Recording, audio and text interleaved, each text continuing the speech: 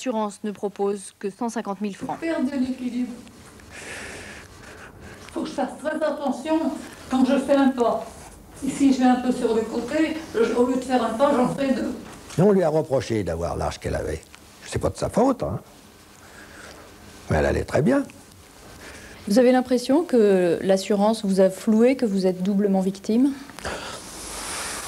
D'après ce que je comprends, elle m'a floué, mais il paraît que c'est absolument normal parce que les assurances et les experts judiciaires s'entendent comme la en revoir.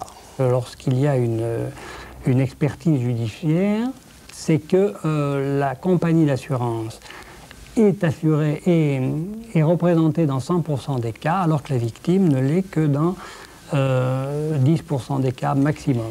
Mais avant d'en arriver éventuellement à la procédure judiciaire contre l'assureur qui indemnise mal, la victime d'accident doit suivre un vrai parcours de combattant pour faire reconnaître ses droits. Une fois les blessures réparées, la victime est convoquée devant le médecin, expert de l'assurance, qui doit estimer les séquelles de l'accident. Mais c'est toujours au blessé d'apporter la preuve de ce qu'il avance, tâche souvent très difficile. Lorsque vous êtes accidenté gravement, si vous n'avez rien de cassé, le problème est difficile de prouver aux compagnies qu'il y a quelque chose qui ne va pas. Si vous avez une main en moins, c'est évident, mais après un traumatisme du crâne, vous pouvez avoir des troubles qui perturbent complètement votre vie et avoir beaucoup de mal à expliquer la cause précise, ce qui manque. Il faut des tests très nouveaux qui n'existaient pas auparavant pour mettre cela en évidence.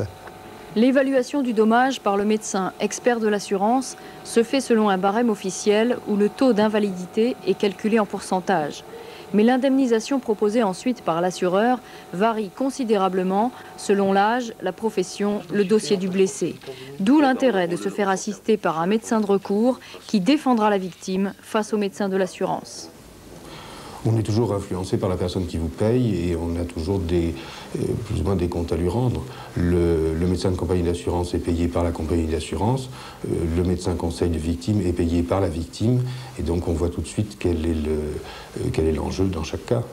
Quelquefois, l'évaluation de ce dommage est difficile et par conséquent, il y a débat et je crois que ça ne veut pas dire quand il y a débat qu'il y a systématiquement une sous-évaluation par les médecins qui sont désignés par la compagnie d'assurance. On ne peut pas dire que tel expert ou tel expert, de par ses qualités ou défauts personnels, est en faute. C'est peut-être un système qui est à revoir. Pour les assurances, s'ils se donnaient la peine de calculer un jour combien leur coûtent les contentieux, les expertises, les contre-expertises, les jugements, les réjugements, ils s'apercevraient qu'ils dépensent des sommes tellement importantes qu'il serait peut-être plus utile qu'au départ même de l'affaire, ils réussissent à investir, à croire davantage, à payer plus, et l'histoire serait terminée immédiatement. Statistiquement, l'assistance d'un médecin de recours assure une meilleure indemnisation à la victime. Cette aide coûte de 1 500 à 2 000 francs, mais elle est généralement remboursée par l'assureur.